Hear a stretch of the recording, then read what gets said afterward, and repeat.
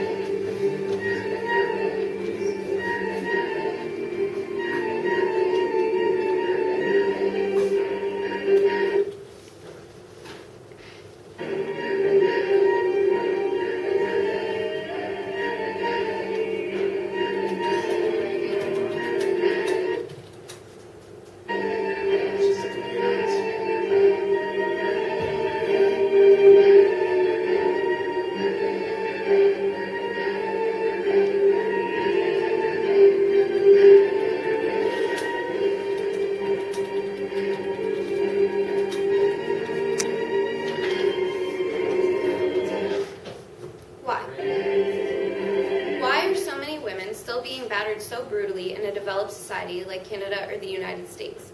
Why do so many women continue to go back to their abusers even after they've hurt them? After reading the book On the Road, I was shocked to see the passive attitude towards the mistreatment of women. This made me question whether it was a thing of the past or if it still happens in today's society. That's when I decided to look further into domestic abuse. I chose to read the novel Dreamland by Sarah Dessen. It's about a girl who's having trouble at home and being neglected by her family. She meets a boy who makes her feel loved, but after a while, he starts to beat her. She stays because when he hits her, she finally feels like something other than the neglected little sister. I wanted to then explore reasons why someone might stay in an abusive relationship and what factors might make it difficult to leave. So I watched the movie Sleeping with the Enemy. All these texts triggered many questions that I couldn't understand the answers to. And that's when I decided to do more research.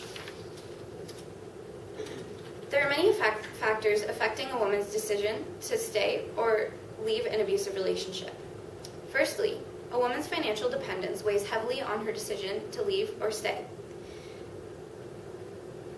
Women who are financially dependent are less likely to leave. 40% of these women are on welfare. Women who live with the man who abuses them are 72% less likely to leave. Another factor that affects whether or not a woman will leave her abuser is fear that they are unprotected by the criminal justice system.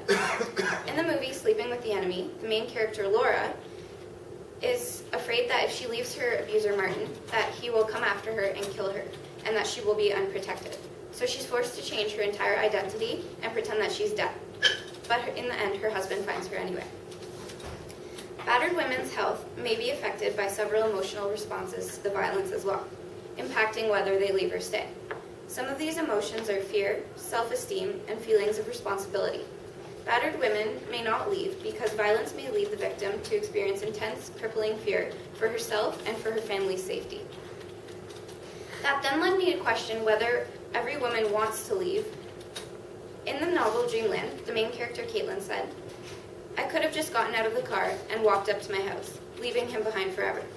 Things would have been very different if I had done that, but the fact was that I loved her utter sin. It wasn't just that I loved him even. It was that I loved what I was when I was with him.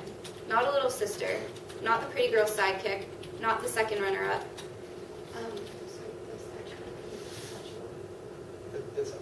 Okay. Just tell me when to click. Okay. Sorry, I forgot. Okay, there. All I'd ever wanted was to make my own path far from Cass's, and even after what had happened, I wasn't ready to give that up just yet.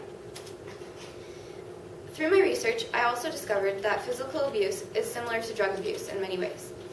The abuse can last for minutes, hours, or days. It might be innocent. It might just happen once. Reality starts to feel like a dream. You start to think horrific things, and people begin to talk behind your back. Your loved ones want to help you, but don't know how to approach the situation. The abuse closes doors for you and negatively impacts your life. You sit there crying, wondering when it would stop, praying to make it stop. I was in that much pain. It could take years to undo the damage, and there's always the possibility of permanent damage or maybe even death. It's like playing Russian roulette with your life.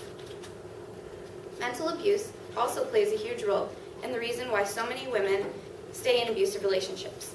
Many abusers will give their wife or girlfriend presents and love and act gentle and caring as if they would never ever hurt them. In the movie Sleeping with the Enemy, Laura gets beaten by her husband because he says he meets a man down the street who says that he's talked to Laura before. And Martin goes into a jealous rage and just assumes that she cheated on him, all because she talked to the neighbor. After he hits her, he doesn't say sorry, but rather acts like it never happened. He buys her flowers and calls her his princess. In this case, Laura wants to leave, but she knows that Martin will come after her and kill her if she does. However, in the novel Dreamland, Sarah Dussin wrote, Just make sure you tell me, because I won't know this change. Rogerson parked in front of my house, then surprised me by reaching over and kissing me very tenderly, cupping my chin in his hand. And as much as I hated to admit it, it seemed impossible, just so wrong. I felt that rush that always came over me when he touched me or kissed me. The one that made me feel unsteady and wonderful all at once. I love you, he said. After Rogerson had hit Caitlin, he didn't talk about it. He just acted like it never happened and pretended like he was a caring and gentle guy. He made Caitlin feel loved and as if he would never do something like that. The media can also have an impact on a decision whether to leave or stay.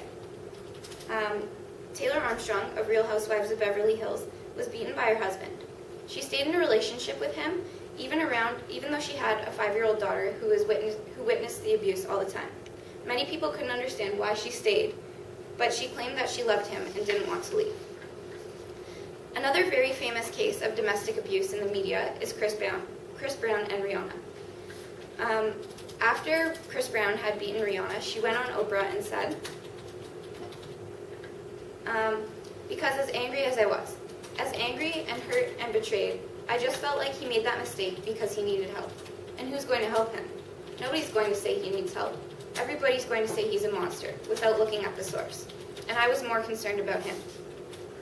Rihanna is a huge celebrity, and many girls of all ages look up to her as a role model. If a woman in an abusive relationship sees that Rihanna went back, she might also think, well, maybe my boyfriend or husband just needs help. I feel bad for him. The media plays a huge role in the way that girls live their lives and shape their lives around things that their favorite celebrities do. When they see someone famous do something, it almost makes it seem normal or okay. Now, in the media, it isn't just girls in abusive relationships to blame. Maybe it's also how degrading many modern songs and videos are to women. In rap songs, you constantly hear phrases like, and yes, it seems funny at first, I'll admit that. But when young boys are growing up and listening to this kind of music, they might think that it's cool, and that women are worthless and should be treated like objects. But the truth is that it's not okay. It's not okay to treat anyone as if they are a possession, and it's definitely not okay to hurt anyone. Now, after looking at why women stay in abusive relationships, I began to wonder why people abuse in the first place. And why does it still happen in a society that is developed and has laws against it? I found that many people abuse if they were exposed to abuse as a child. This is called the cycle of abuse.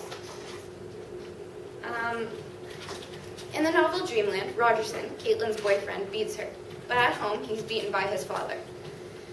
When you're a child growing up around abuse, you almost learn that it's normal, because it's a normal occurrence in your life, and you're likely to end up doing it yourself. However, some studies reported that women who witnessed parental violence or were abused as children were more likely to leave an abusive partner than women who were not child witnesses or victims. I found this interesting because I would have just assumed that somebody abused as a child would stay longer in an abusive relationship than someone who wasn't.